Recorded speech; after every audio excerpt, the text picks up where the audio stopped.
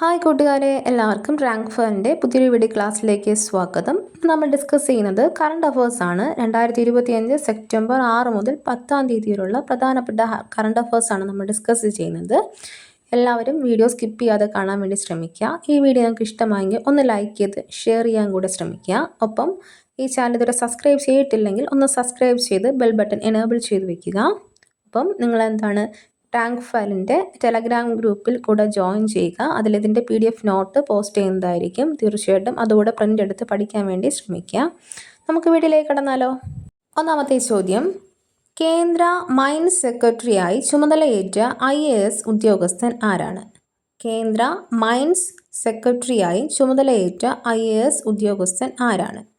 ഉത്തരം പീയൂഷ് ഗോയൽ. പീയൂഷ് ഗോയൽ. കേന്ദ്ര മൈൻസ് സെക്രട്ടറിയായി ചുമതലയേറ്റ IAS ഉദ്യോഗസ്ഥൻ പീയൂഷ് ഗോയൽ. VL കാന്തറാവുവിന് പകരക്കാരനായാണ് ചുമതലയേറ്റത്. മുൻപ് നാറ്റ്ഗ്രിഡിൻ്റെ CEO ആയിരുന്ന അദ്ദേഹം ഇപ്പോൾ ലിഥിയം, കോബാൾട്ട്, നിക്കൽ, അപൂർവ ഭൂമി തുടങ്ങിയ നിർണായക ധാതുക്കളുടെ മേഖലയെ നയിക്കുന്നു. ഇന്ത്യയുടെ ഊർജ പരിവർത്തനം, സ്വയാശ്രയത്വം, നെറ്റ് സീറോ ലക്ഷ്യങ്ങൾ എന്നിവയിൽ അദ്ദേഹത്തിൻ്റെ പങ്ക് നിർണായകമാണ്.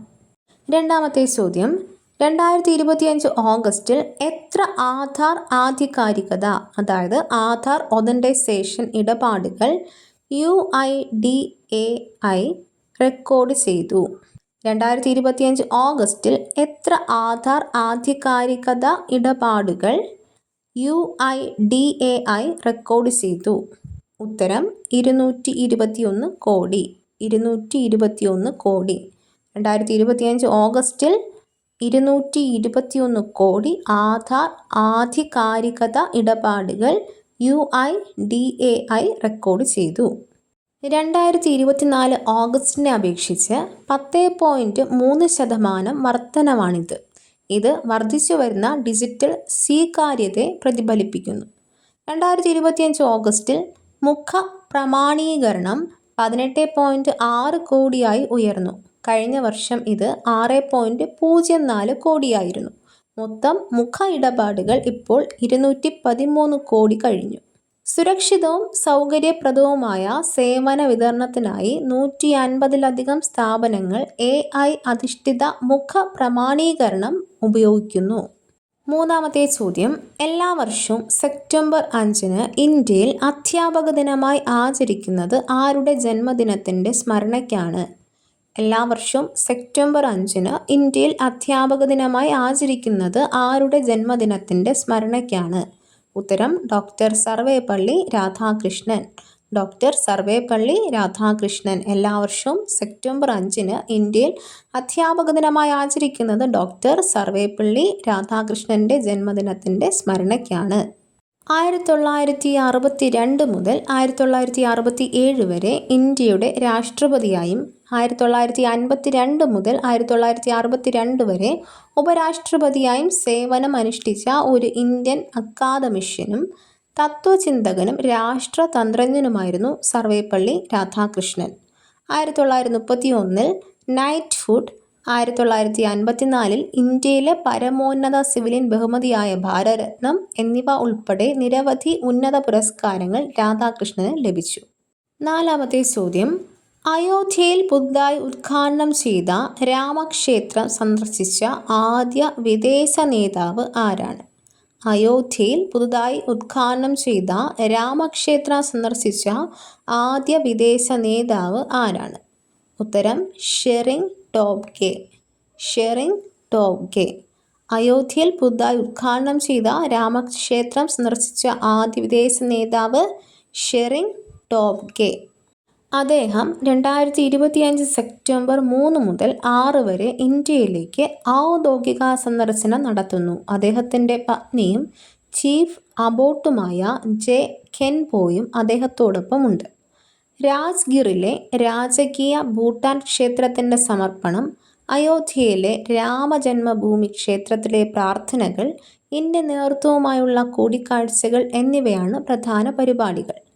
ആത്മീയവും സാംസ്കാരികവും തന്ത്രപരവുമായ സഹകരണത്താൽ അടയാളപ്പെടുത്തിയ ഇന്ത്യ ഭൂട്ടാൻ ബന്ധങ്ങൾ കൂടുതൽ ആഴത്തിലാകുന്നതാണ് ഈ സന്ദർശനം. അഞ്ചാമത്തെ ചോദ്യം, 2025 സെപ്റ്റംബർ 5-ന് UK-യിലെ ഉപപ്രധാനമന്ത്രിയും നീതിന്യായ സെക്രട്ടറിയുമായി നിയമിതനായത് ആര്? 2025 സെപ്റ്റംബർ 5-ന് UK-യിലെ ഉപപ്രധാനമന്ത്രിയും നീതിന്യായ സെക്രട്ടറിയുമായി നിയമിതനായത് ആര്? ഉത്തരം David Lammy. David Lammy. 2025 September 5-ന് UK-യിലെ ഉപപ്രധാനമന്ത്രിയും നീതിന്യായ സെക്രട്ടറിയുമായി നിയമിതനായത് ഡേവിഡ് ലാമി. ആഞ്ചല റെയ്നയുടെ രാജിയെ തുടർന്ന് നടന്ന ക്യാബിനറ്റ് പുനഃസംഘടനയിലാണ് ലാമിയുടെ നിയമനം. ലേബർ പാർട്ടി നേതാവ് കെയർ സ്റ്റാർമറിൻ്റെ നേതൃത്വത്തിൽ ഉള്ള സർക്കാരിലാണ് ഈ മാറ്റം. ലാമി ബ്രിട്ടീഷ് രാഷ്ട്രീയത്തിലെ പ്രമുഖ ലേബർ പാർട്ടി MP കൂടിയാണ്. 6-ാമത്തെ ചോദ്യം. ഇന്ത്യയിൽ ക്രിക്കറ്റ് ഫുട്വെയറിൻ്റെ പ്രചാരവും വിപണി സാന്നിധ്യവും വർദ്ധിപ്പിക്കുന്നതിനായി സ്കെച്ചേഴ്സ് ബ്രാൻഡ് അംബാസഡറായി നിയമിച്ച ഇന്ത്യൻ ക്രിക്കറ്റ് താരം ആര്? ഇന്ത്യയിൽ ക്രിക്കറ്റ് ഫുട്വെയറിൻ്റെ പ്രചാരവും വിപണി സാന്നിധ്യവും വർദ്ധിപ്പിക്കുന്നതിനായി സ്കെച്ചേഴ്സ് ബ്രാൻഡ് അംബാസഡറായി നിയമിച്ച ഇന്ത്യൻ ക്രിക്കറ്റ് താരം ആര്? ഉത്തരം മുഹമ്മദ് സിറാജ്. മുഹമ്മദ് സിറാജ്. ഇന്ത്യയിൽ ക്രിക്കറ്റ് ഫുട്വെയറിൻ്റെ പ്രചാരവും വിപണി സാന്നിധ്യവും വർദ്ധിപ്പിക്കുന്നതിനായി സ്കെച്ചേഴ്സ് ബ്രാൻഡ് അംബാസഡറായി നിയമിച്ച ഇന്ത്യൻ ക്രിക്കറ്റ് താരം Mohammed Siraj. Skechers sports footwear നിർമ്മാണത്തിൽ മുൻപന്തിയിലുള്ള ആഗോള ബ്രാൻഡാണ്. ഇന്ത്യയിലെ ക്രിക്കറ്റ് ഫുട്വെയർ വിപണി ശക്തിപ്പെടുത്തുന്നതിനും യുവാക്കളിൽ ബ്രാൻഡിൻ്റെ സ്വാധീനം വർദ്ധിപ്പിക്കുന്നതിനുമാണ് ഈ നീക്കം. Indian cricket team fast bowler Mohammed Siraj brand അംബാസഡറായി തിരഞ്ഞെടുക്കപ്പെട്ടു. ഇന്ത്യയിൽ ക്രിക്കറ്റുമായി ബന്ധപ്പെട്ട സ്പോർട്സ് ഗുഡ്സ് വിപണി വർദ്ധിച്ചു വരുന്ന സാഹചര്യത്തിലാണ് നിയമനം. 7-ാമത്തെ ചോദ്യം. 2025 സെപ്റ്റംബർ മുതൽ 2027 മെയ് വരെ യെസ് ബാങ്കിൻ്റെ നോൺ എക്സിക്യൂട്ടീവ് ചെയർമാനായി വീണ്ടും നിയമിതനായത് ആര്? 2025 സെപ്റ്റംബർ മുതൽ 2027 മെയ് വരെ യെസ് ബാങ്കിൻ്റെ നോൺ എക്സിക്യൂട്ടീവ് ചെയർമാനായി വീണ്ടും നിയമിതനായത് ആര്? ഉത്തരം R Gandhi. R Gandhi. 2025 September മുതൽ 2027 മെയ് വരെ യെസ് ബാങ്കിൻ്റെ നോൺ എക്സിക്യൂട്ടീവ് ചെയർമാനായി വീണ്ടും നിയമിതനായത് ആർ ഗാന്ധി. ഈ നിയമനം യെസ് ബാങ്കിൻ്റെ നേതൃത്വത്തിൻ്റെ സ്ഥിരത ഉറപ്പാക്കും. ബാങ്കിൻ്റെ ഭരണ സംവിധാനവും നിക്ഷേപകരുടെ വിശ്വാസവും ശക്തിപ്പെടുത്തുക എന്നതാണ് പ്രധാന ലക്ഷ്യം. 8-ാമത്തെ ചോദ്യം. ഏഷ്യ പസഫിക് നിക്ഷേപ ബാങ്കിംഗ് സഹതലവനായി സിറ്റി ബാങ്ക് നിയമിച്ച ഇന്ത്യൻ വംശജനായ ബാങ്കർ ആര്? ഏഷ്യ പസഫിക് നിക്ഷേപ ബാങ്കിൻ്റെ സഹതലവനായി സിറ്റി ബാങ്ക് നിയമിച്ച ഇന്ത്യൻ വംശജനായ ബാങ്കർ ആര്? ഉത്തരം കൗസ്തുഫ് കുൽക്കർണി. കൗസ്തുഫ് കുൽക്കർണി. ഏഷ്യ പസഫിക് നിക്ഷേപ ബാങ്കിൻ്റെ സഹതലവനായി സിറ്റി ബാങ്ക് നിയമിച്ച ഇന്ത്യൻ വംശജനായ ബാങ്കർ കൗസ്തുഫ് കുൽക്കർണി. ഇദ്ദേഹം ഇന്ത്യൻ വംശജനായ മുതിർന്ന ബാങ്കർ ആണ്. നിയമനത്തിൻ്റെ ലക്ഷ്യം വർദ്ധിച്ചു വരുന്ന പ്രാദേശിക ഇടപാട് പ്രവർത്തനങ്ങൾ, അതായത് റീജിയണൽ ഡീൽ ആക്ടിവിറ്റീസ് കൈകാര്യം ചെയ്യുന്നതിനും നേതൃത്വത്തെ ശക്തിപ്പെടുത്തുന്നതിനും. ഇത് ഗ്ലോബൽ ബാങ്കിംഗ് മാർക്കറ്റിൽ സിറ്റി ബാങ്കിൻ്റെ സാന്നിധ്യം വർദ്ധിപ്പിക്കുന്നതിന് സഹായകരമാകും. 9-ാമത്തെ ചോദ്യം. ഇന്ത്യയിലെ ആദ്യത്തെ തുറമുഖാധിഷ്ഠിത ഗ്രീൻ ഹൈഡ്രജൻ പദ്ധതി നിലവിൽ വന്നത് എവിടെയാണ്? ഇന്ത്യയിലെ ആദ്യത്തെ തുറമുഖാധിഷ്ഠിത ഗ്രീൻ ഹൈഡ്രജൻ പദ്ധതി നിലവിൽ വന്നത് എവിടെയാണ്? ഉത്തരം തൂത്തുക്കുടിയിലെ VO ചിദംബരനാർ തുറമുഖം. തൂത്തുക്കുടിയിലെ VO ചിദംബരനാർ തുറമുഖം, അതായത് VOC തുറമുഖം. VOC തുറമുഖം. ഇന്ത്യയിലെ ആദ്യത്തെ തുറമുഖാധിഷ്ഠിത ഗ്രീൻ ഹൈഡ്രജൻ പദ്ധതി നിലവിൽ വന്നത് തൂത്തുക്കുടിയിലെ VO ചിദംബരനാർ തുറമുഖം, അതായത് VOC തുറമുഖം. സർബാനന്ദ സോനോവാളാണ് ഉദ്ഘാടനം ചെയ്തത്. അതോടൊപ്പം ഗ്രീൻ മെഥനോൾ ബങ്കറിംഗ് സൗകര്യത്തിനും അദ്ദേഹം തുടക്കം കുറിച്ചു. 150 കോടിയിലധികം രൂപയുടെ പദ്ധതികളിൽ സൗരോർജം, കാറ്റ്, മൾട്ടി കാർഗോ ബെർത്ത്, റോഡ്, സമുദ്ര പൈതൃക മ്യൂസിയം എന്നിവ ഉൾപ്പെടുന്നു. സ്വാതന്ത്ര്യ സമര സേനാനി V.O. ചിദംബരനാറിൻ്റെ 154-ാം ജന്മവാർഷികത്തിൽ തമിഴ്നാട്ടിലെ തൂത്തുക്കുടിയിൽ സോനോവാൾ അദ്ദേഹത്തിന് ആദരാഞ്ജലി അർപ്പിക്കുന്നു. 10ാമത്തെ ചോദ്യം, 2025 സെപ്റ്റംബർ 4-ന് national institutional ranking framework NIRF 2025 പുറത്തിറക്കിയത് ആരാണ്? 2025 സെപ്റ്റംബർ 4-ന് നാഷണൽ ഇൻസ്റ്റിറ്റ്യൂഷണൽ റാങ്കിംഗ് ഫ്രെയിംവർക്ക് 2025 പുറത്തിറക്കിയത് ആരാണ്? ഉത്തരം കേന്ദ്ര വിദ്യാഭ്യാസ മന്ത്രി ധർമ്മേന്ദ്ര പ്രധാൻ. കേന്ദ്ര വിദ്യാഭ്യാസ മന്ത്രി ധർമ്മേന്ദ്ര പ്രധാൻ 2025 സെപ്റ്റംബർ 4-ന് national institutional ranking framework NIRF 2025 പുറത്തിറക്കിയത് കേന്ദ്ര വിദ്യാഭ്യാസ മന്ത്രി ധർമ്മേന്ദ്ര പ്രധാൻ. NIRF 2025 അനുസരിച്ച് ഇന്ത്യയിലെ ഏറ്റവും മികച്ച എഞ്ചിനീയറിംഗ് കോളേജായ IIT മദ്രാസ് ആണ് മൊത്തത്തിലുള്ള വിഭാഗത്തിൽ 1-ാം സ്ഥാനത്തുള്ളത്. IISc ബാംഗ്ലൂരും IIT മുംബൈയുമാണ് മൊത്തത്തിലുള്ള വിഭാഗത്തിൽ 2ഉം 3ഉം സ്ഥാനത്തുള്ളത്. 11ാമത്തെ ചോദ്യം, ഇന്ത്യൻ റെയിൽവേ ബോർഡിൻ്റെ പുതിയ ചെയർമാനും CEOയുമായി നിയമിതനായത് ആരാണ്? ഇന്ത്യൻ റെയിൽവേ ബോർഡിൻ്റെ പുതിയ ചെയർമാനും CEOയുമായി നിയമിതനായത് ആരാണ്? ഉത്തരം സതീഷ് കുമാർ. സതീഷ് കുമാർ ഇന്ത്യൻ റെയിൽവേ ബോർഡിൻ്റെ പുതിയ ചെയർമാനും CEOയുമായി നിയമിതനായത് Satish Kumar. Railway board Indian റെയിൽവേയുടെ പ്രവർത്തനങ്ങൾ നിയന്ത്രിക്കുന്ന പരമോന്നത സമിതിയാണ്. ഇന്ത്യൻ റെയിൽവേയുടെ ആസ്ഥാനം ന്യൂഡൽഹിയിലെ റെയിൽ ഭവനാണ്. ഇന്ത്യയിലെ ആദ്യത്തെ ട്രെയിൻ സർവീസ് 1853-ൽ ബോംബെയ്ക്കും താനെക്കും ഇടയിലാണ് ആരംഭിച്ചത്. 12ാമത്തെ ചോദ്യം, പപ്പുവ ന്യൂ ഗിനിയയുടെ ചരിത്രത്തിലാദ്യത്തെ ഔദ്യോഗിക ഓസ്കാർ എൻട്രിയായ പപ്പ ബുക്ക എന്ന സിനിമയിലെ നായകനായ ആദിവാസി വിഭാഗത്തിൽപ്പെട്ട വ്യക്തി ആരാണ്? പപ്പുവ ന്യൂ ഗിനിയയുടെ ചരിത്രത്തിലെ ആദ്യത്തെ ഔദ്യോഗിക ഓസ്കാർ എൻട്രിയായ പപ്പ ബുക്ക എന്ന സിനിമയിലെ നായകനായ ആദിവാസി വിഭാഗത്തിൽപ്പെട്ട വ്യക്തി ആരാണ്? ഉത്തരം സൈൻ ബൊബോറോ. സൈൻ ബൊബോറോ. പപ്പുവ ന്യൂ ഗിനിയയുടെ ചരിത്രത്തിലെ ആദ്യത്തെ ഔദ്യോഗിക ഓസ്കാർ എൻട്രിയായ പപ്പ ബുക്ക എന്ന സിനിമയിലെ നായകനായ ആദിവാസി വിഭാഗത്തിൽപ്പെട്ട വ്യക്തി സൈൻ ബൊബോറോ. ഈ സിനിമ സംവിധാനം ചെയ്തിരിക്കുന്നത് പ്രശസ്ത ഇന്ത്യൻ സംവിധായകനായ ഡോക്ടർ ബിജുവാണ്. ഇതൊരു ഇന്ത്യ പപ്പുവ ന്യൂ ഗിനിയ സംയുക്ത സംരംഭമാണ്. പപ്പുവ ന്യൂ ഗിനി ഓസ്ട്രേലിയയ്ക്ക് വടക്ക് പസഫിക് സമുദ്രത്തിൽ സ്ഥിതി ചെയ്യുന്ന ഒരു ദ്വീപ് രാഷ്ട്രമാണ്. ഇതിൻ്റെ തലസ്ഥാനം പോർട്ട് മൊറസ്ബി ആണ്. 13ാമത്തെ ചോദ്യം, 17ാമത് അന്താരാഷ്ട്ര documentary short film festival IDSFFK മികച്ച ലോങ് ഡോക്യുമെൻ്ററിക്കുള്ള പുരസ്കാരം നേടിയ തമിഴ് ചിത്രം ഏതാണ്? 17ാമത് അന്താരാഷ്ട്ര ഡോക്യുമെൻ്ററി ഷോർട്ട് ഫിലിം ഫെസ്റ്റിവലിൽ മികച്ച ലോങ് ഡോക്യുമെൻ്ററിക്കുള്ള പുരസ്കാരം നേടിയ തമിഴ് ചിത്രം ഏതാണ്? ഉത്തരം ദളിത് സുബ്ബയ്യ. ദളിത് സുബ്ബയ്യ. 17ാമത് അന്താരാഷ്ട്ര ഡോക്യുമെൻ്ററി ഷോർട്ട് ഫിലിം ഫെസ്റ്റിവൽ IDSFKയിൽ മികച്ച ലോങ് ഡോക്യുമെൻ്ററിക്കുള്ള പുരസ്കാരം നേടിയ തമിഴ് ചിത്രം ദളിത് സുബ്ബയ്യ.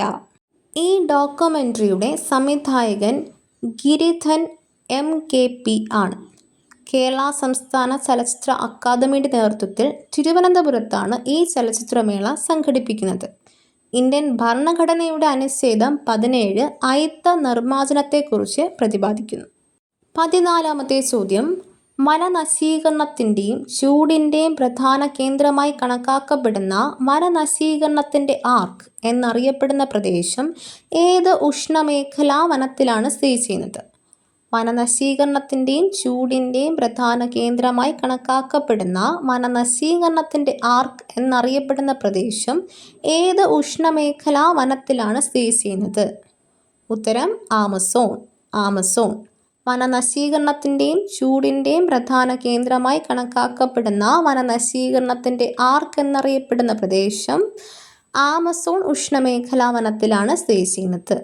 വനനശീകരണത്തിൻ്റെ ശാപം എന്നത് പ്രധാനമായും ബ്രസീലിലെ തെക്കൻ ആമസോൺ മഴക്കാടുകളിലെ ഒരു മേഖലയാണ് സൂചിപ്പിക്കുന്നത്. കന്നുകാലി വളർത്തൽ, കൃഷി തുടങ്ങിയ പ്രവർത്തനങ്ങൾ കാരണം വ്യാപകമായ വനനശീകരണം നടന്നിട്ടുണ്ട്. ഏകദേശം 5 ലക്ഷം ചതുരശ്ര കിലോമീറ്റർ വിസ്തൃതിയുള്ള ഈ പ്രദേശം ലോകത്തിലെ ഏറ്റവും ഉയർന്ന ഉഷ്ണമേഖലാ വനനശീകരണ നിരക്കുകളിൽ ചിലത് പ്രദർശിപ്പിക്കുന്നു. 15ാമത്തെ ചോദ്യം, കാർബൺ ബ്രീഫിൻ്റെ 2025 വിശകലനം അനുസരിച്ച് വർഷത്തിൻ്റെ ആദ്യ പകുതിയിൽ ലോകമെമ്പാടുമുള്ള പുതിയ കൽക്കരി ഊർജ്ജശേഷിയുടെ ഏകദേശം 88% നിർദ്ദേശിച്ച 2 രാജ്യങ്ങൾ ഏതൊക്കെയാണ്? കാർബൺ ബ്രീഫിൻ്റെ 2025 വിശകലനം അനുസരിച്ച് വർഷത്തിൻ്റെ ആദ്യ പകുതിയിൽ ലോകമെമ്പാടുമുള്ള പുതിയ കൽക്കരി ഊർജ്ജശേഷിയുടെ ഏകദേശം 88% നിർദ്ദേശിച്ച 2 രാജ്യങ്ങൾ ഏതൊക്കെയാണ്? ഉത്തരം ചൈനയും ഇന്ത്യയും. കാർബൺ ബ്രീഫിൻ്റെ 2025 വിശകലനം അനുസരിച്ച് വർഷത്തിൻ്റെ ആദ്യ പകുതിയിൽ ലോകമെമ്പാടുമുള്ള പുതിയ കൽക്കരി ഊർജ്ജശേഷിയുടെ ഏകദേശം 88% നിർദ്ദേശിച്ച 2 രാജ്യങ്ങളാണ് ചൈനയും ഇന്ത്യയും. ഇവരുടെ വ്യാവസായിക വളർച്ചയും ഇന്ധന ആവശ്യകതയുമാണ് പുതിയ കൽക്കരി പദ്ധതികളെ മുന്നോട്ട് കൊണ്ടുപോയത്. ഈ പുതിയ കൽക്കരി ശേഷിക്ക് ഗ്ലോബൽ കാർബൺ ഉത്സർജനത്തിൽ വലിയ പ്രതിഫലനമുണ്ടാക്കാമെന്ന് റിപ്പോർട്ട്. വ്യക്തമായ നയപരിഷ്കാരങ്ങളില്ലെങ്കിൽ ഇത് കാലാവസ്ഥാ ലക്ഷ്യങ്ങളെ ബുദ്ധിമുട്ടാക്കാനാണ് സാധ്യത. 16ാമത്തെ ചോദ്യം, അലാസ്കയിൽ നടക്കുന്ന യുദ്ധ് അഭ്യാസ് 2025 എന്ന സൈനികാഭ്യാസത്തിൽ പങ്കെടുക്കുന്ന ഇന്ത്യൻ സംഘം ഇന്ത്യൻ സൈന്യത്തിൻ്റെ ഏത് റെജിമെൻറ്റിൽ പെടുന്നു? അലാസ്കയിൽ നടക്കുന്ന യുദ്ധ് അഭ്യാസ് 2025 എന്ന സൈനികാഭ്യാസത്തിൽ പങ്കെടുക്കുന്ന ഇന്ത്യൻ സംഘം ഇന്ത്യൻ സൈന്യത്തിൻ്റെ ഏത് റെജിമെൻറ്റിൽ പെടുന്നു? ഉത്തരം മദ്രാസ് റെജിമെൻറ്റ്. മദ്രാസ് റെജിമെൻറ്റ്. അലാസ്കയിൽ നടക്കുന്ന യുദ്ധ് അഭ്യാസ് 2025 എന്ന സൈനികാഭ്യാസത്തിൽ പങ്കെടുക്കുന്ന ഇന്ത്യൻ സംഘം ഇന്ത്യൻ സൈന്യത്തിൻ്റെ മദ്രാസ് റെജിമെൻറ്റിൽ ഉൾപ്പെടുന്നു. ഇന്ത്യയിലെ ഏറ്റവും പഴക്കമേറിയതും ഏറ്റവും അലങ്കരിച്ചതുമായ കാലാൾപ്പട റെജിമെൻറ്റുകളിലൊന്നായ മദ്രാസ് റെജിമെൻറ്റിൽ നിന്നുള്ള ഒരു ബറ്റാലിയനാണ് ഇന്ത്യൻ സൈന്യത്തെ പ്രതിനിധീകരിക്കുന്നത്. 2025 സെപ്റ്റംബർ 1 മുതൽ 14 വരെ അലാസ്കയിലെ ഫോർട്ട് വെയ്ൻറൈറ്റിൽ US ആർമിയുടെ 1ാം ബറ്റാലിയൻ 5ാം ഇൻഫൻട്രി റെജിമെൻറ്റ് ബോംബ് കാസ്റ്റ് സംയുക്തമായി ഈ അഭ്യാസം നടത്തുന്നു. അഭ്യാസത്തിൻ്റെ ലക്ഷ്യം പരസ്പര സൈനിക സഹകരണവും പ്രവർത്തനശേഷിയും വർദ്ധിപ്പിക്കലാണ്. അത്യാധുനിക യുദ്ധതന്ത്രങ്ങൾ, മലനിരകളിലും തണുത്ത പ്രദേശങ്ങളിൽ നടത്തുന്ന പ്രവർത്തനങ്ങൾ എന്നിവയിൽ ശ്രദ്ധ കേന്ദ്രീകരിച്ചിരിക്കുന്നു. 17ാമത്തെ ചോദ്യം, അടുത്തിടെ അന്തരിച്ച കേരള എക്സൈസ് കമ്മീഷണറായി സേവനമനുഷ്ഠിച്ചിരുന്ന മുതിർന്ന IPS ഉദ്യോഗസ്ഥൻ ആരാണ്? അടുത്തിടെ അന്തരിച്ച കേരള എക്സൈസ് കമ്മീഷണറായി സേവനമനുഷ്ഠിച്ചിരുന്ന മുതിർന്ന IPS ഉദ്യോഗസ്ഥൻ ആരാണ്? ഉത്തരം മഹിപാൽ യാദവ്. മഹിപാൽ യാദവ്. അടുത്തിടെ അന്തരിച്ച കേരള എക്സൈസ് കമ്മീഷണറായി സേവനമനുഷ്ഠിച്ചിരുന്ന മുതിർന്ന IPS ഉദ്യോഗസ്ഥൻ Mahipal Yadav. Indian police service IPS ഒരു അഖിലേന്ത്യാ സർവീസ്, അതായത് ഓൾ ഇന്ത്യ സർവീസാണ്. സംസ്ഥാനങ്ങളിലെ മദ്യം, മയക്കുമരുന്ന് എന്നിവയുടെ ഉപയോഗം നിയന്ത്രിക്കുന്നതും നികുതി പിരിക്കുന്നതും എക്സൈസ് വകുപ്പാണ്. 18ാമത്തെ ചോദ്യം, നിവേശക് ദീദി സംരംഭം നടത്തുന്ന നിക്ഷേപക വിദ്യാഭ്യാസ സംരക്ഷണ ഫണ്ട് അതോറിറ്റി IEPFA ഏത് കേന്ദ്ര മന്ത്രാലയത്തിന് കീഴിലാണ് പ്രവർത്തിക്കുന്നത്? നിവേശക് ദീദി സംരംഭം നടത്തുന്ന നിക്ഷേപക വിദ്യാഭ്യാസ സംരക്ഷണ ഫണ്ട് അതോറിറ്റി ഏത് കേന്ദ്ര മന്ത്രാലയത്തിന് കീഴിലാണ് പ്രവർത്തിക്കുന്നത്? ഉത്തരം കോർപ്പറേറ്റ് കാര്യ മന്ത്രാലയം. കോർപ്പറേറ്റ് കാര്യ മന്ത്രാലയം. നിവേശക് ദീദി സംരംഭം നടത്തുന്ന നിക്ഷേപക വിദ്യാഭ്യാസ സംരക്ഷണ ഫണ്ട് അതോറിറ്റി കോർപ്പറേറ്റ് കാര്യ മന്ത്രാലയത്തിന് കീഴിലാണ് പ്രവർത്തിക്കുന്നത്. കോർപ്പറേറ്റ് കാര്യ മന്ത്രാലയത്തിന് കീഴിൽ ഇന്ത്യ ഗവൺമെൻറ് സ്ഥാപിച്ചതാണ് IEPFA. പ്രധാന ഉദ്ദേശം നിക്ഷേപകരുടെ ബോധവൽക്കരണം, സംരക്ഷണം, സാമ്പത്തിക സാക്ഷരത. നിവേശക് ദീദി പ്രോഗ്രാം ഗ്രാമപ്രദേശങ്ങളിലെ സ്ത്രീ SHG അംഗങ്ങൾ, അതായത് സെൽഫ് ഹെൽപ്പ് ഗ്രൂപ്പ്സ് ലക്ഷ്യം വെച്ചാണ് ആരംഭിച്ചത്. ധനസാക്ഷരതയിലൂടെ സ്ത്രീ ശാക്തീകരണവും സുരക്ഷിത നിക്ഷേപവും പ്രോത്സാഹിപ്പിക്കുക എന്നതാണ് ഇതിൻ്റെ ലക്ഷ്യം. 19ാമത്തെ ചോദ്യം, 2027 ആകുമ്പോഴേക്കും ജപ്പാന്റെ പ്രതിരോധ ചെലവ് GDPയുടെ എത്ര ശതമാനമാണ്? 2027 ആകുമ്പോഴേക്കും ജപ്പാന്റെ പ്രതിരോധ ചെലവ് GDPയുടെ എത്ര ശതമാനമാണ്? ഉത്തരം 2%. 2%. 2027 ആകുമ്പോഴേക്കും ജപ്പാന്റെ പ്രതിരോധ ചെലവ് GDPയുടെ 2%. ഇതോടെ രണ്ടാം ലോക മഹായുദ്ധത്തിന് ശേഷമുള്ള ജപ്പാന്റെ ഏറ്റവും വലിയ പ്രതിരോധ വിപുലീകരണം നടപ്പിലാകും. അമേരിക്കയുടെ സൈനിക സമ്മർദ്ദവും ചൈന, ഉത്തര കൊറിയ ഭീഷണികളും വർദ്ധിച്ചതാണ് പ്രധാന കാരണം. പുതിയ പ്രതിരോധ നയത്തിലൂടെ മിസൈൽ പ്രതിരോധം, സൈബർ സുരക്ഷ, സൈനിക പരിശീലനം എന്നിവയ്ക്ക് അധിക നിക്ഷേപം നൽകും. 20ാമത്തെ ചോദ്യം, 2025 തുടക്കത്തിൽ ആഗോള ഉദ്വമന വർധനവിന് ഏറ്റവും കൂടുതൽ സംഭാവന നൽകിയ രാജ്യം ഏതാണ്? 2025 തുടക്കത്തിൽ ആഗോള ഉദ്വമന വർധനവിന് ഏറ്റവും കൂടുതൽ സംഭാവന നൽകിയ രാജ്യം ഏതാണ്? ഉത്തരം യുണൈറ്റഡ് സ്റ്റേറ്റ്സ്. 2025 തുടക്കത്തിൽ ആഗോള ഉദ്വമന വർധനവിന് ഏറ്റവും കൂടുതൽ സംഭാവന നൽകിയ രാജ്യം യുണൈറ്റഡ് സ്റ്റേറ്റ്സ്. US-ലെ കൽക്കരി വാതക അധിഷ്ഠിത വൈദ്യുതി ഉൽപ്പാദനം വർദ്ധിപ്പിച്ചതാണ് പ്രധാന കാരണം. വ്യവസായ പ്രവർത്തനങ്ങളും ഗതാഗത മേഖലയിലെ ഇന്ധന ഉപഭോഗ വർധനയും ഉയർന്ന പങ്ക് വഹിച്ചു. 2025 തുടക്കത്തിൽ ആഗോള ഉദ്വമന വർധനവിന് ഏറ്റവും കൂടുതൽ സംഭാവന നൽകിയത് അമേരിക്കയാണ്. ഫോസിൽ ഇന്ധന ഉദ്വമനത്തിലെ പകുതിയിലധികം വർധനവിനും ഇത് കാരണമായി. 2025 ആദ്യ പകുതിയിൽ 1.43% വർധനവ്, അതായത് 48.57 ദശലക്ഷം ടൺ കാർബൺ ഡൈ ഓക്സൈഡ്, പ്രധാനമായും എണ്ണ, വാതകം, കൽക്കരി എന്നിവയെ ആശ്രയിക്കുന്നത് വർദ്ധിച്ചതാണ് ഇതിന് കാരണം. 21ാമത്തെ ചോദ്യം, വെനീസ് ഫിലിം ഫെസ്റ്റിവലിൽ ഒറിസോണ്ടി വിഭാഗത്തിൽ മികച്ച സംവിധായകനുള്ള അവാർഡ് നേടിയ ആദ്യ ഇന്ത്യക്കാരി ആരാണ്? വെനീസ് ഫിലിം ഫെസ്റ്റിവലിൽ ഒറിസോണ്ടി വിഭാഗത്തിൽ മികച്ച സംവിധായകനുള്ള അവാർഡ് നേടിയ ആദ്യ ഇന്ത്യക്കാരി ആരാണ്? ഉത്തരം അനുപർണ റോയ്. അനുപർണ റോയ്. വെനീസ് ഫിലിം ഫെസ്റ്റിവലിൽ ഒറിസോണ്ടി വിഭാഗത്തിൽ മികച്ച സംവിധായകനുള്ള അവാർഡ് നേടിയ ആദ്യ ഇന്ത്യക്കാരി അനുപർണ റോയ്. ഒറിസോണ്ടി വിഭാഗം പുതുമയും പരീക്ഷണാത്മകതയും നിറഞ്ഞ സിനിമകൾക്ക് പ്രത്യേകമായി നൽകുന്ന പുരസ്കാര വിഭാഗമാണ്. അനുപർണ റോയിയുടെ നേട്ടം ഇന്ത്യൻ സിനിമയുടെ അന്താരാഷ്ട്ര അംഗീകാരത്തിൻ്റെ വലിയൊരു മുന്നേറ്റമായി കരുതപ്പെടുന്നു. 82ാമത് വെനീസ് ഫിലിം ഫെസ്റ്റിവലിൽ മികച്ച ചിത്രത്തിനുള്ള ഗോൾഡൻ ലയൺ അവാർഡ് നേടിയ ചിത്രം ജിം. 22ാമത്തെ ചോദ്യം, ഗയാന പ്രസിഡന്റായി വീണ്ടും തിരഞ്ഞെടുക്കപ്പെട്ട വ്യക്തി ആരാണ്? ഗയാന പ്രസിഡന്റായി വീണ്ടും തിരഞ്ഞെടുക്കപ്പെട്ട വ്യക്തി ആരാണ്? ഉത്തരം ഇർഫാൻ അലി. ഇർഫാൻ അലി. ഗയാന പ്രസിഡന്റായി വീണ്ടും തിരഞ്ഞെടുക്കപ്പെട്ട വ്യക്തി Irfaan Ali. People's Progressive Party PPP നേതാവാണ് അദ്ദേഹം.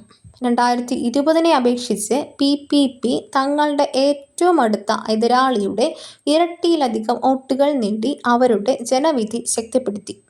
തെക്കേ അമേരിക്കയുടെ വടക്കൻ അറ്റ്ലാന്റിക് തീരത്തുള്ള ഒരു രാജ്യമാണ് ഗയാന. തലസ്ഥാനം ജോർജ് ടൗൺ. പ്രധാനമന്ത്രി മാർക്ക് ഫിലിപ്സ്. 23ാമത്തെ ചോദ്യം, പാപ്പുവ ന്യൂ ഗിനിയയുടെ 50ാം സ്വാതന്ത്ര്യദിന ആഘോഷത്തിൽ പങ്കെടുത്ത ഇന്ത്യൻ നാവികസേന കപ്പൽ ഏതാണ്? പാപ്പുവ ന്യൂ ഗിനിയയുടെ 50ാം സ്വാതന്ത്ര്യദിനാഘോഷത്തിൽ പങ്കെടുത്ത ഇന്ത്യൻ നാവികസേന കപ്പൽ ഏതാണ്? ഉത്തരം INS കാഡ്മറ്റ്. INS കാഡ്മറ്റ്. പാപ്പുവ ന്യൂ ഗിനിയയുടെ 50ാം സ്വാതന്ത്ര്യദിനാഘോഷത്തിൽ പങ്കെടുത്ത ഇന്ത്യൻ നാവികസേന കപ്പൽ INS കാഡ്മറ്റ്. പോർട്ട് മെറസ്ബിയിലെ മിലിറ്ററി ടാറ്റുവിൽ ആയിരുന്നു പ്രകടനം. INS കാഡ്മറ്റ് ഒരു ആൻറ്റി സബ്മറൈൻ യുദ്ധക്കപ്പൽ ആണ്. വിവിധ രാജ്യങ്ങളിൽ നിന്നുള്ള ബ്രാൻഡുകൾ സംഗീതത്തിലൂടെ ഐക്യവും സാംസ്കാരിക പൈതൃകവും പ്രദർശിപ്പിച്ചു. ഇന്ത്യയുടെ ആയോധന മെലോഡിക് ഗാനങ്ങൾക്ക് ഉയർന്ന പ്രശംസ ലഭിച്ചു. ബൊമാന യുദ്ധ സെമിനാരിയിൽ INS കാൺമറ്റിൻ്റെ സംഘം രണ്ടാം ലോക മഹായുദ്ധത്തിലെ വീരന്മാരെ ആദരിച്ചു. പാടി പുകഴ്ത്തപ്പെടാത്ത ഇന്ത്യൻ സൈനികർക്ക് ആദരാഞ്ജലികൾ അർപ്പിച്ചു. 24-ാമത്തെ ചോദ്യം. ലിബറൽ ഡെമോക്രാറ്റിക് പാർട്ടി LDPയിലെ സഹപ്രവർത്തകരുടെ സമ്മർദ്ദത്തിനിടയിൽ ആരാണ് രാജി പ്രഖ്യാപിച്ചത്? ലിബറൽ ഡെമോക്രാറ്റിക് പാർട്ടിയിലെ സഹപ്രവർത്തകരുടെ സമ്മർദ്ദത്തിനിടയിൽ ആരാണ് രാജി പ്രഖ്യാപിച്ചത്? ഉത്തരം ജപ്പാൻ പ്രധാനമന്ത്രി ഷിഗരു ഇഷിബ. ജപ്പാൻ പ്രധാനമന്ത്രി ഷിഗരു ഇഷിബ ലിബറൽ ഡെമോക്രാറ്റിക് പാർട്ടിയിലെ സഹപ്രവർത്തകരുടെ സമ്മർദ്ദത്തിനിടയിൽ ജപ്പാൻ പ്രധാനമന്ത്രി ഷിഗരു ഇഷിബ രാജി പ്രഖ്യാപിച്ചു. LDPയുടെ രാഷ്ട്രീയ പ്രതിസന്ധിയും ജനപിന്തുണയിലെ കുറവും അദ്ദേഹത്തിൻ്റെ രാജിക്ക് വഴിവെച്ചു. ഷിഗരു ഇഷിബ മുൻപ് പ്രതിരോധ മന്ത്രിയും വിവിധ മന്ത്രിസ്ഥാനം വഹിച്ച പ്രമുഖ രാഷ്ട്രീയ നേതാവുമാണ്. അദ്ദേഹത്തിൻ്റെ രാജിയോടെ ജപ്പാനിലെ രാഷ്ട്രീയത്തിൽ പുതിയ നേതൃമാറ്റത്തിന് വഴിയൊരുങ്ങി. 25-ാമത്തെ ചോദ്യം. റെയ്നറുടെ രാജിക്ക് ശേഷം UKയുടെ ഡെപ്യൂട്ടി പ്രധാനമന്ത്രിയായി നിയമിതനായത് ആര്? റെയ്നറുടെ രാജിക്ക് ശേഷം UKയുടെ ഡെപ്യൂട്ടി പ്രധാനമന്ത്രിയായി നിയമിതനായത് ആര്? ഉത്തരം ഡേവിഡ് ലാമി. ഡേവിഡ് ലാമി. റെയ്നറുടെ രാജിക്ക് ശേഷം UKയുടെ ഡെപ്യൂട്ടി പ്രധാനമന്ത്രിയായി നിയമിതനായത് ഡേവിഡ് ലാമി. നികുതി അഴിമതിയെ തുടർന്ന് രാജിവെച്ച ആഞ്ചല റെയ്നറുടെ പിൻഗാമിയായിട്ടാണ് നിയമനം. സ്റ്റാമ്പ് ഡ്യൂട്ടി കുറവാണെന്ന് റെയ്നർ സമ്മതിച്ചു. ഡെപ്യൂട്ടി പ്രധാനമന്ത്രി സ്ഥാനങ്ങളിൽ നിന്നും ലേബർ ഡെപ്യൂട്ടി ലീഡർ സ്ഥാനങ്ങളിൽ നിന്നും രാജിവെച്ചു. ഇത് പാർട്ടിയിൽ കോളിളക്കമുണ്ടായി. പ്രധാനമന്ത്രി കെയർ സ്റ്റാമറിൻ്റെ പുനഃസംഘടന യെവറ്റ് കൂപ്പറിനെ വിദേശകാര്യ സെക്രട്ടറിയായും ഷബാന മഹൂദിനെ ആഭ്യന്തര സെക്രട്ടറിയായും മാറ്റി. 26-ാമത്തെ ചോദ്യം. സമീപകാലത്ത് ഏഷ്യയിലും മിഡിൽ ഈസ്റ്റിലുമുള്ള ഇൻ്റർനെറ്റ് തടസ്സത്തിന് കാരണമായത് എന്താണ്? സമീപകാലത്ത് ഏഷ്യയിലും മിഡിൽ ഈസ്റ്റിലുമുള്ള ഇൻ്റർനെറ്റ് തടസ്സത്തിന് കാരണമായത് എന്താണ്? ഉത്തരം ചെങ്കടലിലെ കേബിൾ മുറിഞ്ഞത്. ചെങ്കടലിലെ കേബിൾ മുറിഞ്ഞത്. സമീപകാലത്ത് ഏഷ്യയിലും മിഡിൽ ഈസ്റ്റിലുമുള്ള ഇൻ്റർനെറ്റ് തടസ്സത്തിന് കാരണമായത് ചെങ്കടലിലെ കേബിൾ മുറിഞ്ഞത്. സൗദി അറേബ്യയിലെ ജിദ്ദയ്ക്ക് സമീപം അണ്ടർസീ കേബിളായ SMW4 മുറിഞ്ഞത് India, Middle East, Western Europe lines തുടങ്ങിയ പ്രധാന സംവിധാനങ്ങളെ തടസ്സപ്പെടുത്തി. ഇന്ത്യ, ഏഷ്യ, മിഡിൽ ഈസ്റ്റ് എന്നിവിടങ്ങളിൽ ഇൻ്റർനെറ്റ് മന്ദഗതിയിലായി. ചെങ്കടൽ മേഖലയിലൂടെ കടന്നുപോകുന്ന കേബിൾ ആഗോള ഇൻ്റർനെറ്റ് കണക്ടിവിറ്റിയുടെ പ്രധാന മാർഗങ്ങളിലൊന്നാണ്. ഈ തടസ്സം അന്താരാഷ്ട്ര വ്യാപാര, സാമ്പത്തിക, ആശയവിനിമയ രംഗങ്ങളിൽ വലിയ പ്രതിസന്ധി സൃഷ്ടിച്ചു. 27-ാമത്തെ ചോദ്യം. 2025 ഇറ്റാലിയൻ ഗ്രാൻഡ് പ്രിക്സ് വിജയിച്ച വ്യക്തി ആരാണ്? 2025 ഇറ്റാലിയൻ ഗ്രാൻഡ് പ്രിക്സ് വിജയിച്ച വ്യക്തി ആരാണ്? ഉത്തരം Max Verstappen. Max Verstappen. 2025 Italian Grand Prix വിജയിച്ച വ്യക്തി മാക്സ് വെസ്റ്റപ്പൻ. മാക്സ് വെസ്റ്റപ്പൻ മോൺസയിൽ നടന്ന റെഡ് ബുൾ റേസിംഗിലാണ് വിജയിച്ചത്. 2025 ഫോർമുല 1 സീസണിലെ തൻ്റെ 3ാമത്തെ വിജയം ഉറപ്പിക്കുകയും 9 റേസുകളുടെ വിജയരഹിത പരമ്പരയ്ക്ക് വിരാമമിടുകയും ചെയ്തു. 2025 ഇറ്റാലിയൻ GP ചരിത്രത്തിലെ ഏറ്റവും വേഗതയേറിയ ഫോർമുല 1 ഗ്രാൻഡ് പ്രിക്സ് ആയിരുന്നു. വെസ്റ്റപ്പൻ 1 മണിക്കൂർ 13 മിനിറ്റ് 24 സെക്കൻഡ് 3:25 എന്ന റേസ് സമയത്തിൽ ശരാശരി 250.7 km/മണിക്കൂർ വേഗത നേടി. ഈ ജയത്തോടെ വെസ്റ്റപ്പൻ ഡ്രൈവേഴ്സ് ചാമ്പ്യൻഷിപ്പിൽ തൻ്റെ ലീഡിനെ ശക്തിപ്പെടുത്തി. 28-ാമത്തെ ചോദ്യം. ഇസ്രായേൽ അടുത്തിടെ വിക്ഷേപിച്ച നൂതന ചാര ഉപഗ്രഹത്തിൻ്റെ പേര് എന്താണ്? ഇസ്രായേൽ അടുത്തിടെ വിക്ഷേപിച്ച നൂതന ചാര ഉപഗ്രഹത്തിൻ്റെ പേര് എന്താണ്? ഉത്തരം ഒഫക് 19. ഒഫക് 19. ഇസ്രായേൽ അടുത്തിടെ വിക്ഷേപിച്ച നൂതന ചാര ഉപഗ്രഹത്തിൻ്റെ പേര് ഒഫക് 19. 2025 സെപ്റ്റംബർ 2-നാണ് Israel synthetic aperture radar SAR അധിഷ്ഠിത രഹസ്യാന്വേഷണ ഉപഗ്രഹമായ ഒഫക് 19 വിക്ഷേപിച്ചത്. ഇത് എല്ലാ കാലാവസ്ഥയിലും പകൽ രാത്രി നിരീക്ഷണം സാധ്യമാക്കുന്നു. പാൽമാച്ചിം എയർബേസിൽ നിന്ന് ഷാവിറ്റ് റോക്കറ്റ് വഴി വിക്ഷേപിച്ച ഇത് ഇറാൻ, സിറിയ, ഹിസ്ബുള്ള എന്നിവിടങ്ങളിൽ നിന്നുള്ള പ്രാദേശിക ഭീഷണികൾ ട്രാക്ക് ചെയ്ത് 1/2 മീറ്ററിൽ താഴെ റെസല്യൂഷൻ ചിത്രങ്ങൾ നൽകുന്നു. ഇത് ഇസ്രായേലിൻ്റെ സ്വതന്ത്ര ബഹിരാകാശ ശേഷിയും US-ഉമായുള്ള സുരക്ഷാ സഹകരണവും ശക്തിപ്പെടുത്തുന്നു. 29-ാമത്തെ ചോദ്യം. ഗാസിയാബാദിൽ NTH കെമിക്കൽ ലാബ് ഉദ്ഘാടനം ചെയ്യുന്ന കേന്ദ്രമന്ത്രി ആര്? ഗാസിയാബാദിൽ NTH കെമിക്കൽ ലാബ് ഉദ്ഘാടനം ചെയ്യുന്ന കേന്ദ്രമന്ത്രി ആര്? ഉത്തരം പ്രഹ്ലാദ് ജോഷി. പ്രഹ്ലാദ് ജോഷി. ഗാസിയാബാദിൽ NTH കെമിക്കൽ ലാബ് ഉദ്ഘാടനം ചെയ്യുന്ന കേന്ദ്രമന്ത്രി പ്രഹ്ലാദ് ജോഷി. ഗാസിയാബാദിലെ നാഷണൽ ടെസ്റ്റ് ഹൗസിൽ NABL അംഗീകൃത കെമിക്കൽ ലബോറട്ടറി തുറക്കും. ജലം, ഭക്ഷ്യ പാക്കേജിംഗ്, നിർമ്മാണ സാമഗ്രികൾ, ലോഹങ്ങൾ, വളങ്ങൾ, പ്ലാസ്റ്റിക്കുകൾ എന്നിവ ലാബ് പരിശോധിച്ച് സുരക്ഷയും ഗുണനിലവാരവും ഉറപ്പാക്കും. AAS, ICPAES, OES, GCMS, HPLC, ion chromatograph എന്നിവ ഉപയോഗിച്ച് സജ്ജീകരിച്ചിരിക്കുന്ന ഇത് നൂതന രാസപരിശോധനയിലൂടെ ഗവേഷണം, വ്യവസായം, പൊതുജനാരോഗ്യം എന്നിവയെ പിന്തുണയ്ക്കും. 30-ാമത്തെ ചോദ്യം. ഇന്ത്യയിലെ ആദ്യത്തെ വൾച്ചർ കൺസർവേഷൻ പോർട്ടൽ ഏത് സംസ്ഥാനത്താണ് ആരംഭിച്ചത്? ഇന്ത്യയിലെ ആദ്യത്തെ വൾച്ചർ കൺസർവേഷൻ പോർട്ടൽ ഏത് സംസ്ഥാനത്താണ് ആരംഭിച്ചത്? ഉത്തരം അസം. അസം. ഇന്ത്യയിലെ ആദ്യത്തെ വൾച്ചർ കൺസർവേഷൻ പോർട്ടൽ ആരംഭിച്ചത് അസമിലാണ്. ലക്ഷ്യം രാജ്യത്തെ കഴുകൻ വർഗ്ഗങ്ങളുടെ ജനസംഖ്യാ നിരീക്ഷണം, സംരക്ഷണ പ്രവർത്തനങ്ങളുടെ ഏകോപനം, ഡാറ്റ ശേഖരണം. കഴുകൻ ജനസംഖ്യ കുറയാൻ കാരണമായ ഡിക്ലോഫിനാക് പോലുള്ള മരുന്നുകളുടെ അമിത ഉപയോഗം തടയുന്നതിലും പോർട്ടൽ സഹായകരമാകും. കഴുകൻ സംരക്ഷണം പരിസ്ഥിതി ആഹാര ശൃംഖലയും ഇക്കോസിസ്റ്റം ആരോഗ്യവും നിലനിർത്തുന്നതിന് നിർണായകമാണ്. 31-ാമത്തെ ചോദ്യം. 2025-26 കാലയളവിലേക്കുള്ള ഓഡിറ്റ് ബ്യൂറോ ഓഫ് സർക്കുലേഷൻ്റെ ചെയർമാനായി തിരഞ്ഞെടുക്കപ്പെട്ടത് ആരാണ്? 2025-26 കാലയളവിലേക്കുള്ള ഓഡിറ്റ് ബ്യൂറോ ഓഫ് സർക്കുലേഷൻ്റെ ചെയർമാനായി തിരഞ്ഞെടുക്കപ്പെട്ടത് ആരാണ്? ഉത്തരം കരുണേഷ് ബജാജ്. കരുണേഷ് ബജാജ്. 2025-26 കാലയളവിലേക്കുള്ള ഓഡിറ്റ് ബ്യൂറോ ഓഫ് സർക്കുലേഷൻ്റെ ചെയർമാനായി തിരഞ്ഞെടുക്കപ്പെട്ടത് കരുണേഷ് ബജാജ്. ഇത് ഇന്ത്യയിലെ പത്രമാസികകളുടെ സർക്കുലേഷൻ പരിശോധിക്കുന്ന പ്രധാന സ്ഥാപനമാണ്. Karunesh Bajaj Dentsu Aegis network DAN മീഡിയയുടെ ചീഫ് എക്സിക്യൂട്ടീവ് ആണ്. അദ്ദേഹം പരസ്യമാധ്യമ മേഖലയിലെ പരിചയസമ്പന്നനായ നേതാവാണ്. ABCയുടെ സുതാര്യതയും വിശ്വാസ്യതയും ശക്തിപ്പെടുത്തുന്നതിനാണ് പുതിയ നേതൃത്വത്തിൻ്റെ പ്രാധാന്യം. 32-ാമത്തെ ചോദ്യം. അടുത്തിടെ എക്സ്പെൻഡിച്ചർ വകുപ്പിൽ കൺട്രോളർ ജനറൽ ഓഫ് അക്കൗണ്ട്സ് പദവിയിൽ ചുമതലയേറ്റത് ആരാണ്?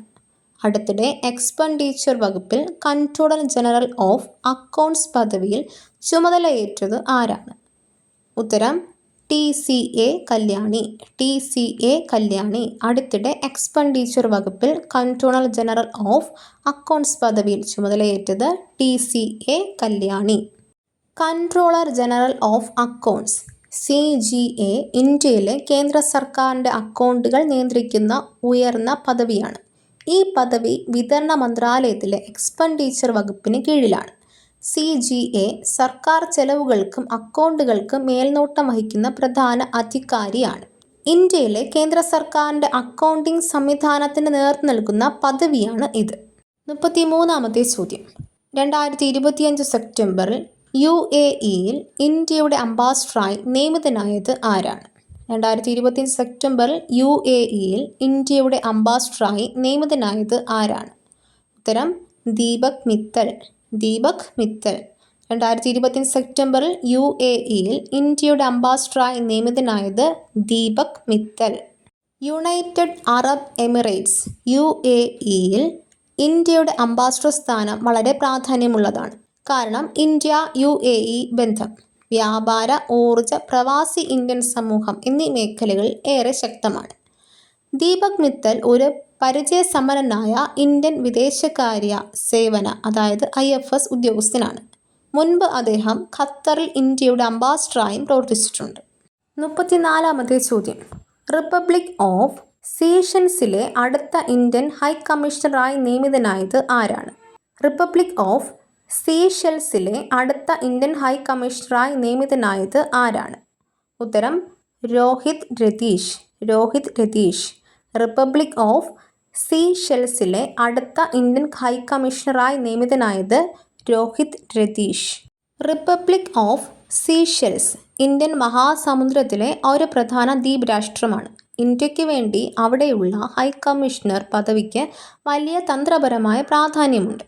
രോഹിത് രതീഷ് ഒരു പരിചയസമ്പന്നനായ ഇന്ത്യൻ വിദേശകാര്യ സേവന IFS ഉദ്യോഗസ്ഥനാണ്.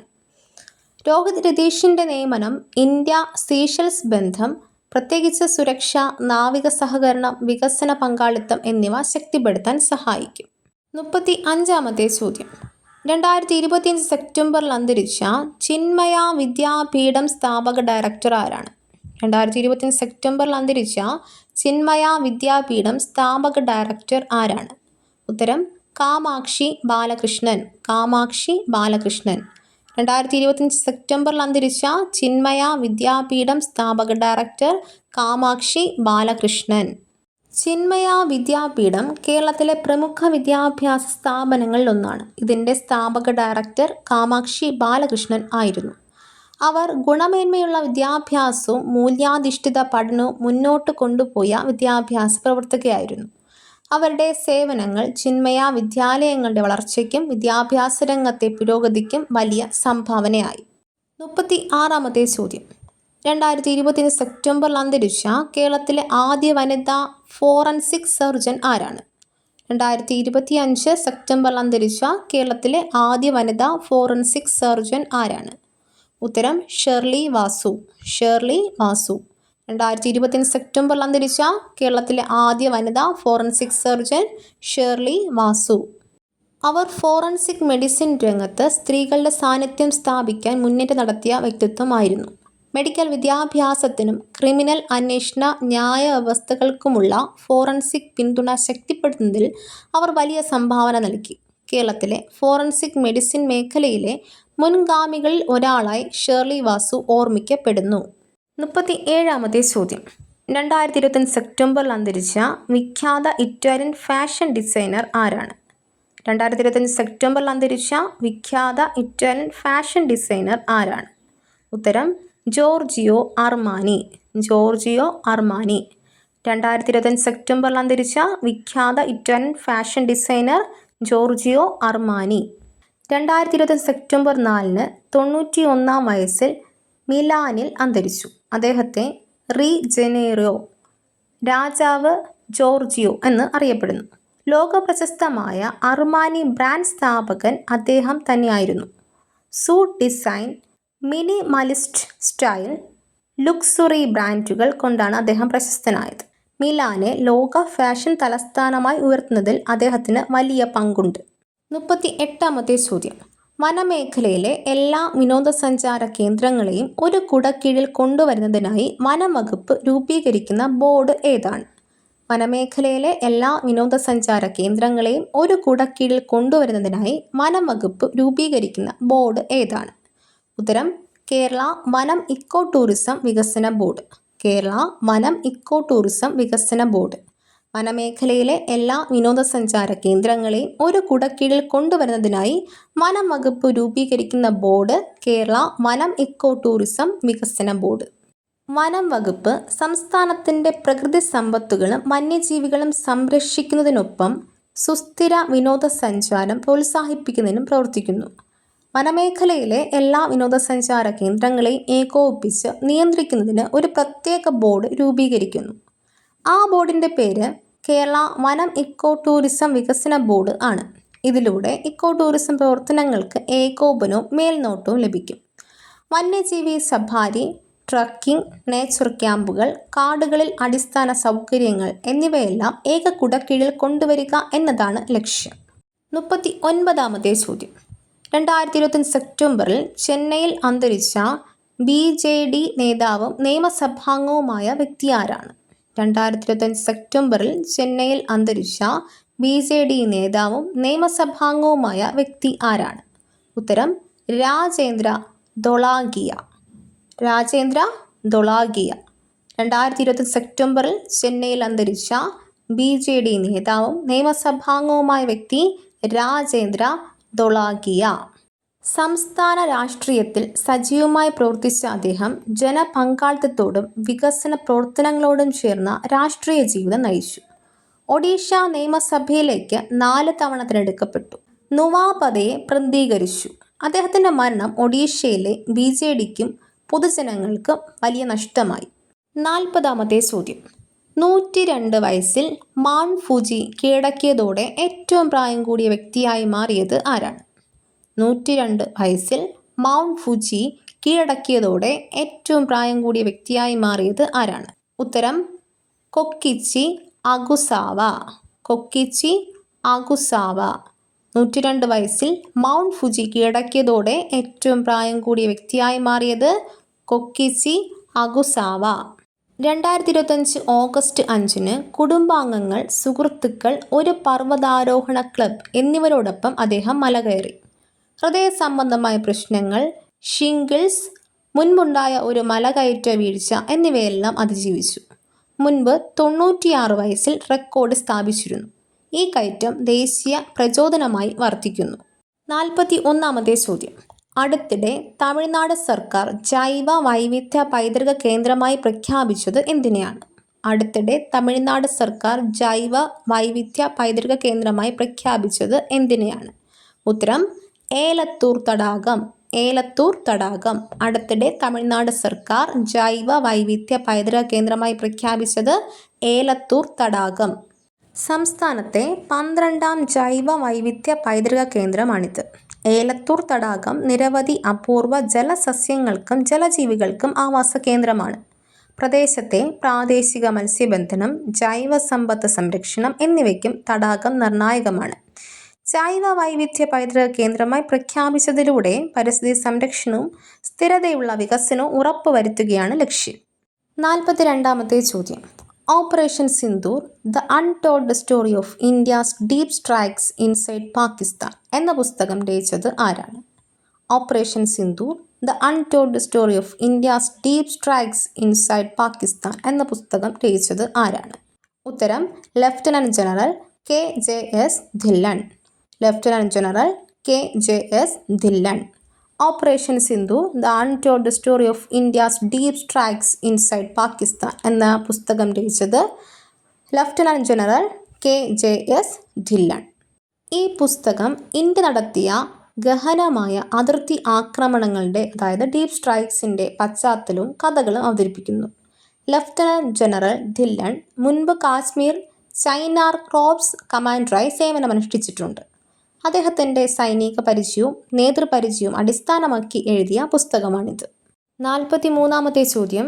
2023 സാമ്പിൾ രജിസ്ട്രേഷൻ സിസ്റ്റം റിപ്പോർട്ട് പ്രകാരം ഇന്ത്യയിലെ സംസ്ഥാനങ്ങൾക്കിടയിൽ ഏറ്റവും കുറഞ്ഞ ശിശുമരണ നിരക്കുള്ള സംസ്ഥാനം ഏതാണ്? 2023 സാമ്പിൾ രജിസ്ട്രേഷൻ സിസ്റ്റം റിപ്പോർട്ട് പ്രകാരം ഇന്ത്യയിലെ സംസ്ഥാനങ്ങൾക്കിടയിൽ ഏറ്റവും കുറഞ്ഞ ശിശുമരണ നിരക്കുള്ള സംസ്ഥാനം ഏതാണ്? ഉത്തരം Manipur. Manipur. 2023 sample registration system report പ്രകാരം ഇന്ത്യയിലെ സംസ്ഥാനങ്ങൾക്കിടയിൽ ഏറ്റവും കുറഞ്ഞ ശിശുമരണ നിരക്കുള്ള സംസ്ഥാനം മണിപ്പൂർ. ഇത് ശിശു ആരോഗ്യം, മാതൃശിശു പരിചരണം, ആരോഗ്യ സൗകര്യങ്ങളുടെ വികസനം എന്നിവയിൽ മണിപ്പൂരിൻ്റെ മുന്നേറ്റം സൂചിപ്പിക്കുന്നു. ശിശുമരണ നിരക്കിലെ കുറവ് രാജ്യത്തെ ആരോഗ്യരംഗത്തെ പുരോഗതിയുടെ പ്രധാന സൂചികയാണ്. 44ാമത്തെ ചോദ്യം. ലോകത്താദ്യമായി പന്നിയുടെ ശ്വാസകോശം മനുഷ്യനിൽ വെച്ചുപിടിപ്പിച്ചത് എവിടെയാണ്? ലോകത്ത് ആദ്യമായി പന്നിയുടെ ശ്വാസകോശം മനുഷ്യനിൽ വെച്ചുപിടിപ്പിച്ചത് എവിടെയാണ്? ഉത്തരം ചൈന. ചൈന. ലോകത്ത് ആദ്യമായി പന്നിയുടെ ശ്വാസകോശം മനുഷ്യനിൽ വെച്ചുപിടിപ്പിച്ചത് ചൈനയിലാണ്. ഇത് അംഗമാറ്റ ശസ്ത്രക്രിയയിലെ സിനോ ട്രാൻസ്പ്ലാന്റേഷനിലെ വലിയ മുന്നേറ്റമായി കണക്കാക്കപ്പെടുന്നു. ശ്വാസകോശ ദാനം കുറവുള്ള സാഹചര്യത്തിൽ ഇത്തരത്തിലുള്ള പരീക്ഷണങ്ങൾ മനുഷ്യരിൽ ജീവൻ രക്ഷിക്കുന്ന വഴികൾ തുറക്കും. ശസ്ത്രക്രിയ ശാസ്ത്രീയ വൈദ്യശാസ്ത്ര സമൂഹങ്ങളിൽ വലിയ ശ്രദ്ധ നേടുകയും ചെയ്തു. 45-ാമത്തെ ചോദ്യം. 11ാമത് ഏഷ്യൻ അക്വാട്ടിക് ചാമ്പ്യൻഷിപ്പ് 2025 ഭാഗ്യചിഹ്നം ഏതാണ്? 11ാമത് ഏഷ്യൻ അക്വാട്ടിക്സ് ചാമ്പ്യൻഷിപ്പ് 2025 ഭാഗ്യചിഹ്നം ഏതാണ്? ഉത്തരം ജൽവീർ.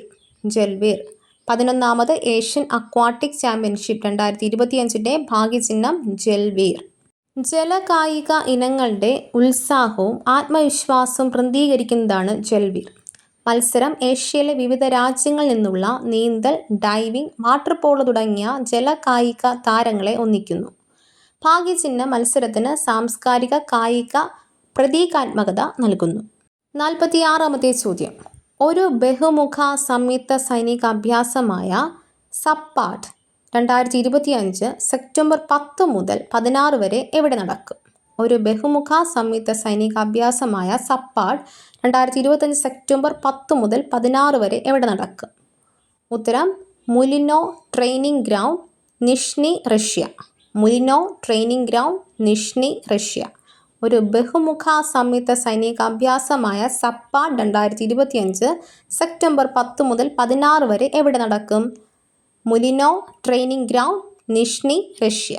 സപ്പാട്ട് അഭ്യാസം റഷ്യയും അതിൻ്റെ സഖ്യരാജ്യങ്ങളും ചേർന്ന് നടത്തുന്ന വിപുലമായ സൈനികാഭ്യാസങ്ങളിൽ ഒന്നാണ്. ഇതിലൂടെ സൈനിക സഹകരണവും പ്രതിരോധശേഷിയും യുദ്ധസന്നാഹ പരിശീലനവും ശക്തിപ്പെടുത്തുകയാണ് ലക്ഷ്യം.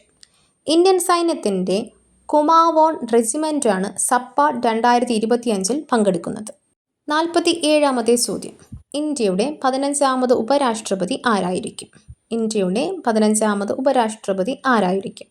ഉത്തരം CP രാധാകൃഷ്ണൻ. CP രാധാകൃഷ്ണൻ. ഇന്ത്യയുടെ 15ാമത് ഉപരാഷ്ട്രപതി CP രാധാകൃഷ്ണൻ.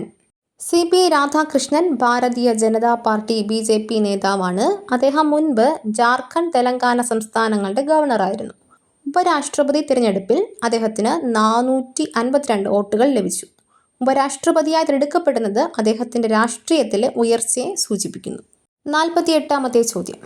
ക്ലാസിക്കൽ ചെസ് കളിയിൽ നിലവിലെ ലോക ചാമ്പ്യനെ പരാജയപ്പെടുത്തിയ ഏറ്റവും പ്രായം കുറഞ്ഞ കളിക്കാരൻ ആരാണ്? ക്ലാസിക്കൽ ചെസ് കളിയിൽ നിലവിലെ ലോക ചാമ്പ്യനെ പരാജയപ്പെടുത്തിയ ഏറ്റവും പ്രായം കുറഞ്ഞ കളിക്കാരൻ ആരാണ്? ഉത്തരം GM അഭിമന്യു മിശ്ര, 16 വയസ്സ്. GM അഭിമന്യു മിശ്ര, 16 വയസ്സ്. ക്ലാസിക്കൽ ചെസ് കളിയിൽ നിലവിലെ ലോക ചാമ്പ്യനെ പരാജയപ്പെടുത്തിയ ഏറ്റവും പ്രായം കുറഞ്ഞ കളിക്കാരൻ GM അഭിമന്യു മിശ്ര.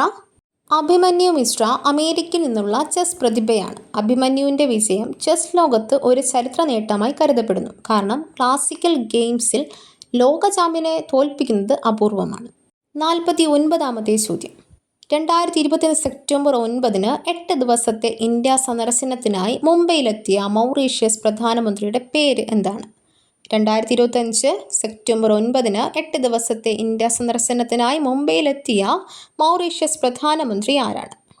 ഉത്തരം doctor Navin Chandra Ramgoolam. Doctor Navin Chandra Ramgoolam. 2025 September 9 8 ദിവസത്തെ ഇന്ത്യ സന്ദർശനത്തിനായി മുംബൈയിലെത്തിയ മൗറീഷ്യസ് പ്രധാനമന്ത്രി doctor Navin Chandra Ramgoolam. India Mauritius സാംസ്കാരിക ബന്ധം ശക്തിപ്പെടുത്തുന്ന പരിപാടികൾ നടക്കും. വ്യാപാരവും നിക്ഷേപവും വളർത്തുന്നതിന് കരാറുകൾ ഉണ്ടാകാനുള്ള സാധ്യതയുണ്ട്. 50-ാമത്തെ ചോദ്യം.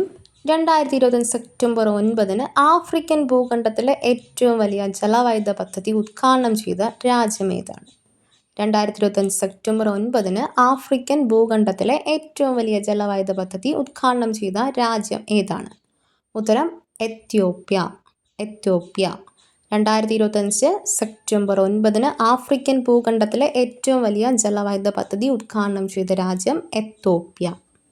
ഏറ്റവും വലിയ ജലവൈദ്യുത പദ്ധതിയായ ഗ്രാൻഡ് എത്യോപ്യൻ നവോത്ഥാന അണക്കെട്ട് നൈൽ നദിയിലാണ് നിർമ്മിക്കുന്നത്. എത്യോപ്യൻ പ്രധാനമന്ത്രിയായ അബി അഹമ്മദ് ആണ് ഈ അണക്കെട്ടിൻ്റെ ഉദ്ഘാടനം നിർവഹിച്ചത്. ഗ്രാൻഡ് എത്യോപ്യൻ നവോത്ഥാന അണക്കെട്ടിൽ നിന്ന് 5150 മെഗാവാട്ട് വൈദ്യുതി ഉൽപ്പാദിപ്പിക്കാൻ കഴിയും.